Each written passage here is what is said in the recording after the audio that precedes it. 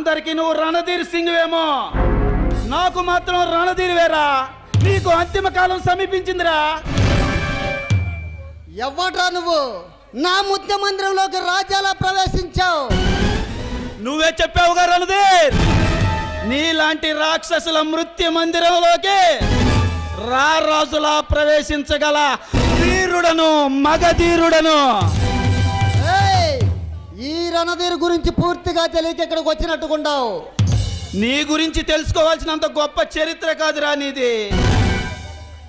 నేను ఒక్క నిమిషం కళ్ళు మూసుకుని ఆలోచించానంటే నీ పుట్టుపర్వత్రాలు మొత్తం చెప్పగల వీరుడను, ధీరుడను, మగధీరుడను. అందుకే చెప్తున్నా, రోజు రోజుకి నువ్వు చేసే ఆగడాలు మితిమీరిపోతున్నాయి. నీకేమాత్రం ఈ భూమి మీద జీవించాలని కోరిక ఉంటే ఈ ప్రాంతం వదిలి వెళ్ళిపో. శబాష్! ఈ గుండె ధైర్యానికి నేను మెచ్చుకుంటున్నాను. సింహం గుహలోకి చిట్టలుగా ప్రవేశించి ఈ రణధీర్ మీదే సవాల్ చేసి మాట్లాడుతున్నావంటే నిన్నంత తక్కువ అంచనా వేయకూడదు. చాలా ఆలస్యంగా తెలుసుకున్నావు రణధీర్. నువ్వు చేసిన అఘాయిత్యానికి, బలైన మాధురి ఆత్మకు శాంతి చేకూర్చడానికి ఈ కథల రంగంలో కాలు పెట్టిన కాలరుద్రునిరా. నిన్ను, నీ స్థావరాలను, నీ మంది మార్బలాన్ని నా ఉక్కి హస్తాలతో పైకి పంపడానికి వచ్చిన మగధీరుణ్ణిరా. నువ్వు మగధీరుడు అయితే నాకేం భయం లేదు. నేలా వీరాల పోజులు ఇచ్చేవాడిని, హీరోలను చేసే నరల పరాక్షసుడిని. చాలా మందిని చూస్తుంటావు కానీ నన్ను చూడలేదుగా. ఏ రణధీర్, నీలాంటి అవినీతి పరుల పాలిట అగ్ని పర్వతాన్నాయి, నీ పాలిట సింహ స్వప్నాన్నాయి. ఈ దేశాన్ని నాశనం చేయాలనుకుని నీలాంటి దేశ ద్రోహులను అంతం చేయడానికి ఈ కథన రంగంలో కాలు పెట్టిన ఉగ్ర సింహాన్ని చరణ్ సింగ్ రాథోడ్ని. ఓ శరణ్ అంటే నీవేనన్నమాట. మా వాళ్ళని బెదిరించి మేము కాజేయాలనుకున్న వజ్ర ఖడ్డాన్ని సాధించిన ధీరుడివి, మగ ధీరుడివి నీవేనన్నమాట. నేనే రణధీర్. ఆ వజ్ర ఖడ్గంతో ఖడ్గ మృగం లాంటి ఆ కాలభైరవాణ్ణి నిన్ను అడ్డంగా ముక్కలు ముక్కలుగా నరికి ఆ రక్తంతో కాళికాదేవికి రక్తాభిషేకం చేస్తాను. నీ చేతిలో చనిపోయేంత పిరికివాడి కాదురా ఈ రణధీర్. నరరూప రాక్షసులుగా పేరు పొందిన యమకింకరులము. ఏ రణధీర్, ఈ చరణ్ సింగ్ రాథోడ్ని చాలా తక్కువ అంచనా వేస్తున్నావురా. నీలాంటి సంఘ విద్రోహులను, దేశ ద్రోహులను నిలువున నరికి పాతేసిన చరిత్ర రానాది.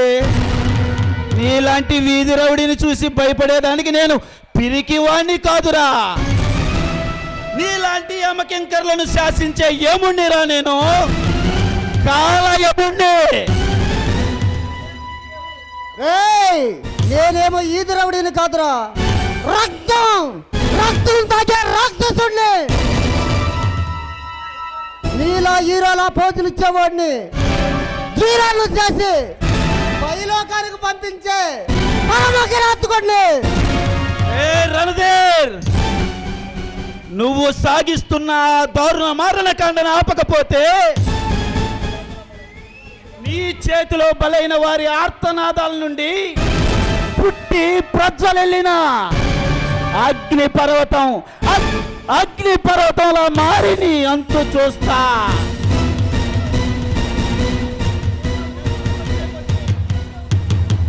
ఏదో ఊరుకునే కొద్దీ తెగ రెచ్చిపోతున్నావు.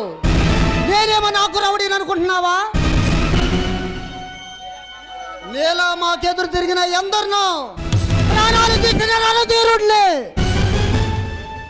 నీ చేతిలో చనిపోయే అసమర్థుడు కాదురా, ఈ శరణ్ సింగ్ రాథోడ్ సాహసమే ఊపిరిగా విజయాన్ని ఆయుధంగా చేసుకుని సంగ్రామం సాగిస్తున్న సంగ్రామ సింహాన్ని నీలాంటి నీచుల పాలిట నరసింహాన్ని. ఏయ్! నువ్వు సంగ్రామ సింహం అయినా కుటుంబ సింహం అయినా నరసింహం అయినా అది నాకు అనవసరం. నా దారికి అడ్డొస్తే అడ్డంగా నరికే వరకు నిద్రపోడు ఈ రణవీర్ సింగ్.